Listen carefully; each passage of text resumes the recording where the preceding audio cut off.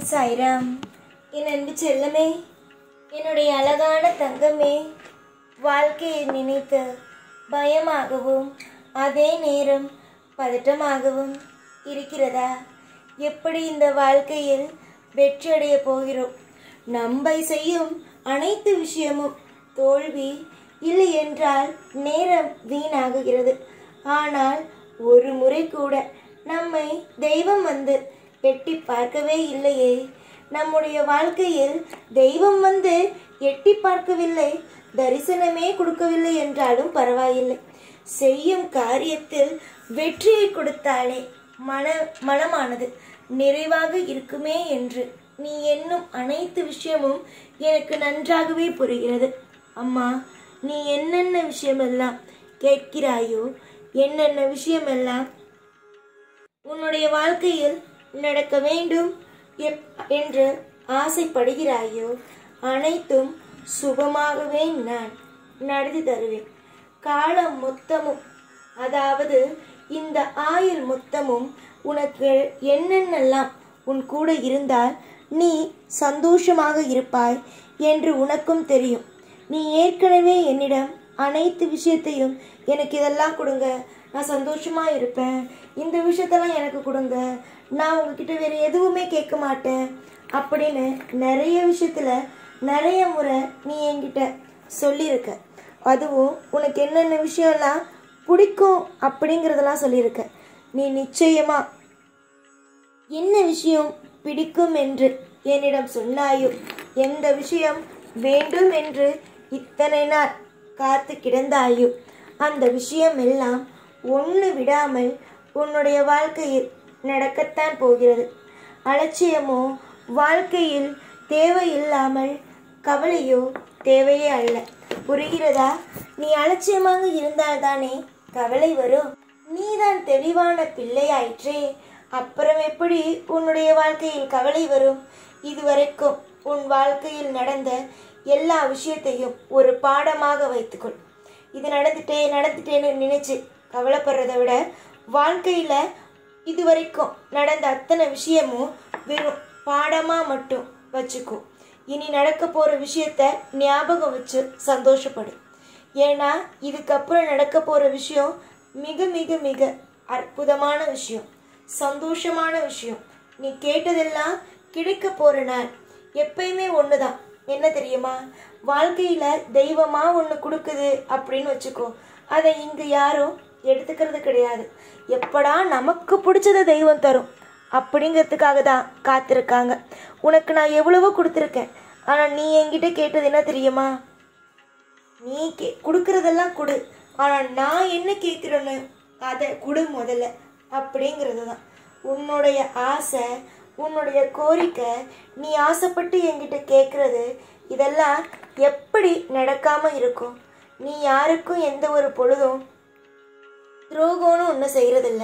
உங்ககிட்ட ஒரு 10 ரூபாய் இருந்துச்சு அப்படின்னா அது முழுசும் உன் குடும்பத்துக்காக செலவு பண்ணுற. அதில் 1 ரூபா நீ மற்றவங்க யாராவது கேட்குறாங்க அப்படின்னா கொடுக்குற. நீ உனக்குன்னு எந்த ஒரு விஷயத்தையும் வச்சுக்கிறதே கிடையாது. நீ என்றைக்குமே உன் வாழ்க்கையில் திருப்தியாக வாழணும், அதாவது குடும்பம் திருப்தியாக வாழணும்னு நினச்சிருக்கே தவிர உனக்காக எதுவுமே கேட்டது கிடையாது. இவ்வளவு நாள் நான் உனக்காக கொடுத்தாலும் நீ என்ன தெரியுமா சொல்லுவ? முதல்ல என் குடும்பத்துக்கு என்ன செய்யணுமோ அதை செய்ய சாய், அப்போதான் நான் சந்தோஷமாக இருப்பேன் அப்படிங்கிற மாதிரி தான் நீ என்கிட்ட இதுவரைக்கும் சொல்லியிருக்க.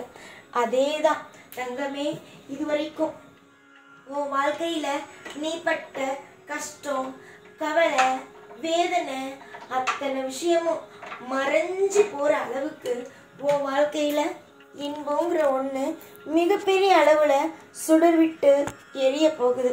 வாழ்க்கையில் இன்பத்தை பார்க்க போகிற.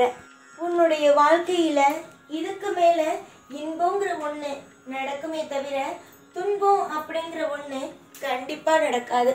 நான் இன்னைக்கும் எப்பயுமே சொல்கிற ஒரே ஒரு விஷயம், இன்னைக்கும் சரி என்னைக்குமே சரி, நான் உன்கிட்ட சொல்கிற ஒரே ஒரு விஷயம் என்ன தெரியுமா?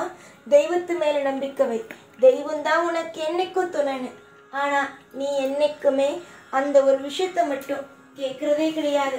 மற்றவங்களை நம்புற அளவுக்கு நீ தெய்வத்தை நம்புறியா? நல்லா சொல்லு பார்க்கலாம். மற்றவங்க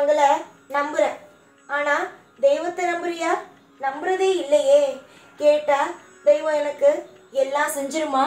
எனக்கு எல்லாமே என் தெய்வம் செய்யுமான்னு கேட்குறேன். இனி வரும் காலம் எதையும் நினைத்து வருத்தப்படாது. எல்லாம் வாழ்க்கையில் சிறப்பாக உனக்கு அமைத்து நான் வைத்திருக்கிறேன். இதற்கு முன்பெல்லாம் சில விஷயங்கள் நடக்காத பொழுது நீ எந்த அளவுக்கு மனதில் வேதனையோடு இருந்திருக்கிறாய், கவலையோடு இருந்திருக்கிறாய் என்று எனக்கு தெரியும். அதனால் எனக்கு ஒன்றுமே தெரியாது, எனக்கு எதுவுமே உன் வாழ்க்கையில் நடக்கிறதெல்லாம் எதுவுமே தெரியாது அப்படின்னு என்னைக்கும் நினச்சிடாத. உன் வாழ்க்கையில் என்ன நடக்குது, ஏது நடக்குது, என்ன விஷயத்த நீ செய்ய போற, அடுத்தது உன் வாழ்க்கையில் என்னென்னலாம் நடக்க போகுது எல்லாமே எனக்கு தெரியும். புரிஞ்சுதா? அதனால இன்னைக்கு உன் வாழ்க்கையில ஒரு சிறப்பான விஷயத்த நான் கொடுத்துருக்கேன் அப்படின்னா, அதாவது இன்னும் நான் சிறப்பான விஷயத்த உன் கண்ணில் காட்டலை, ஆனால் இன்னைக்கு உன் வாழ்க்கையில சிறப்பான விஷயம்னு ஒன்று நடக்க போகுது. சரியா?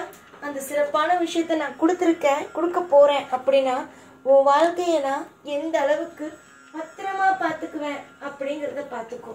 தங்கமே, கவலைகள் போகட்டும், வாழ்க்கையில் நிரந்தரமான சந்தோஷங்கள் வரட்டும். இந்த சாயாகிய நான் உனக்கு எல்லா நொடியிலேயும், அதாவது இன்பம் துன்பம் எல்லா விஷயத்திலேயும் அற்புதம், அதாவது உனக்கு நிச்சயமா செய்வேன். இதுவரைக்கும் மனம் உடைஞ்சு கவலையோடு இருக்க உன்னுடைய வாழ்க்கையில இனிமே நிம்மதி, வாழ்க்கையில சந்தோஷம் இப்படிங்கிற விஷயம் மட்டும்தான் நடக்கும். சோதனை வேதனை அப்படின்னு எதுவுமே நடக்காது. சிரிச்சுக்கிட்டே இரு. உன்னால எந்த அளவுக்கு உன்னுடைய வாழ்க்கையில சிறப்பா சிரிச்சுக்கிட்டு நிம்மதியா இருக்க முடியுமோ, காலத்தை எவ்வளவு அழகா உன்னால கொண்டு போக முடியுமோ அந்த அளவுக்கு சந்தோஷமா கொண்டு போ. உனக்கு தேவையான ஒவ்வொன்றும் என்கிட்டேந்து கிடைக்கும். நன்மை உன் வாழ்க்கையில் மலரும். அதுல எந்த மாற்றமுமே இல்லை. என் வாழ்க்கையில நன்மை வராதோ, என்னுடைய வாழ்க்கையில எல்லாமே தப்பு தப்பா நடக்குமோ அப்படின்லாம் எதையும் நினைச்சிடாத. வாழ்க்கையில இன்பங்கிறது எப்படி வேணாலும் வரும். அது எந்த ரூபத்துல வேணாலும் இந்த சாய் உங்களுக்கு கொண்டு வந்து சேர்ப்பேன். அதனால சாய் தரமாட்டேனோ, சாய் உனக்கான அற்புதத்தை செய்ய மாட்டேனோ என்று நினைத்து எப்பொழுதும் எந்த ஒரு விஷயமும் கலங்கி தவிக்க வேண்டாம். பொறுமையாக இருப்பவனுக்கு சாய் என்ன செய்ய போகிறேன் என்பது தெரியும். எப்பொழுதும் உன் கூடவே இருந்து உன்னை வாழ வைப்பேன் இந்த சாய்நான். ஓம் சாய்ராம்.